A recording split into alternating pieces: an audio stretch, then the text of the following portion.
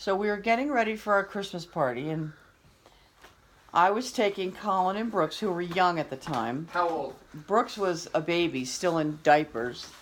So Colin was like 6. So you had a changing table set up for Brooks. Brooks in the guest room. So it was my changing table. It was a dresser with a changing table top. Okay. Yes. So we're ready. We're in the car. So the kids get in the car. I drive them over to Larry's, where Abby was going to babysit them, or Jenny. I don't know which. I think it was Abby.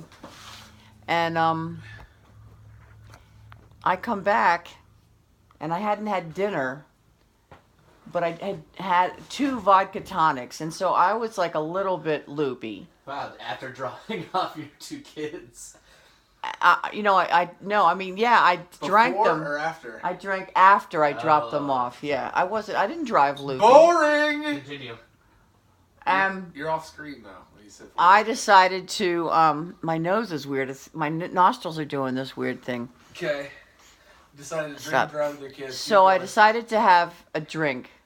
I had 1 drink, and then I thought I better put some food in my stomach. So the only thing I had prepared for the party was a big pot of potato soup, and I started to make myself a bowl full. And Pam Rosansky said, "Carolyn, I wouldn't eat that if I were you."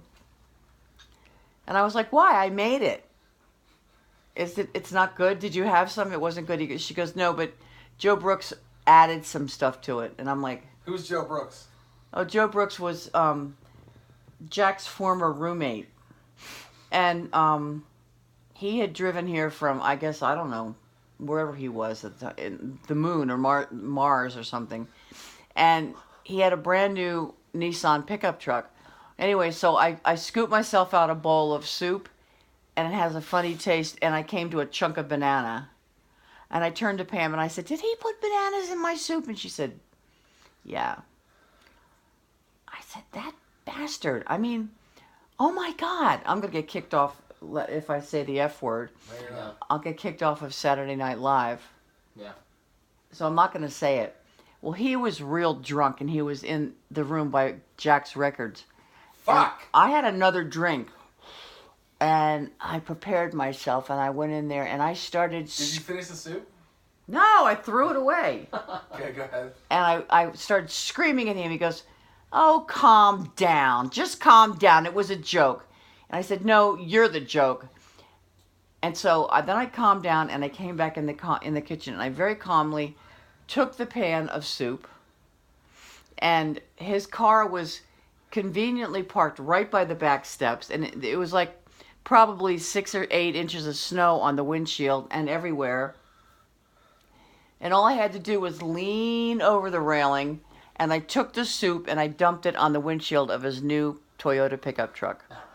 And the steam came up, and it was lovely. It was low. I was like, yes, yes, yes. And I don't know if somebody might have told him, or No. I don't know. Nope. He discovered it, and he was like livid. You're skipping part of the story. That night. He He didn't get told about. Oh, that's right. That's right. This is your story. Come on. Yeah, so, but I didn't find out the other stuff until the morning. I mean, you can't believe what was going on in my house that night.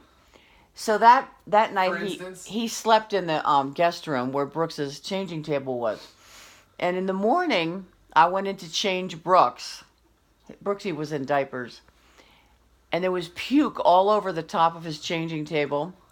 And the drawers, like the top drawer was open a little bit, the second drawer was open a little bit, and all 3 drawers were open, and the puke had dripped down into the top drawer and the second drawer, and there was really ugly carpeting in the guest room on top of the hardwood floor. It soaked through the carpeting and the underlayment. It soaked through that rubber underlining, and it stained the wood floor underneath. So I start screaming, and then I said, "God, I need my cup of coffee." I went to the cupboard where the coffee was, and there were mugs or something else was in there. And I went in the cupboard where the tea and all that stuff was supposed to be, and it was like plates were in there. I said, "Where's our coffee?" And I opened the dishwasher, and there's all of our tea, boxes of tea and coffee, and they have switched my cabinets around. So at the same time that he was cutting up a banana and putting it in my soup, two other people, I found out later who they were, had been switching my cupboards Name them. around. Who was it? Name names. It was Craig Phillips and Richard Hill. Oh my God. And I called up Richard Hill. I said, "You asshole. You asshole." He said, "Oh, whatever. We were a little drunk." So while I was delivering my children to the babysitter, people who I had invited to my house decided it would be funny to rearrange my kitchen. Did Richard Hill ever come back to your Christmas party? Yeah, he did. And I forgave them because they were both like, "We're sorry." They both apologized. Well, in the morning, when Joe Brooks puked all over my son's dressing table, he came out, started screaming at me, saying that if I was mentally stable, I would have been able to handle it. The only reason they did it was they thought I was tough enough to take it. I said, "Why was this a test? I invited people to my house for a party. Why were you testing how tough I was?" Anyway, he told me I needed therapy, and I said, "No, you need therapy big time." And he got in his car, and he thought he was going to drive away. He was so pissed off because the potato soup was frozen onto his windshield, and the windshield wipers were stuck in the potato soup. And he was pissed off. He couldn't get it off he was blowing a fuse, trying to make the thing go on. And he zoomed out of our driveway over to Route 40 without being able to see anything out of his front. We didn't see him for years after that.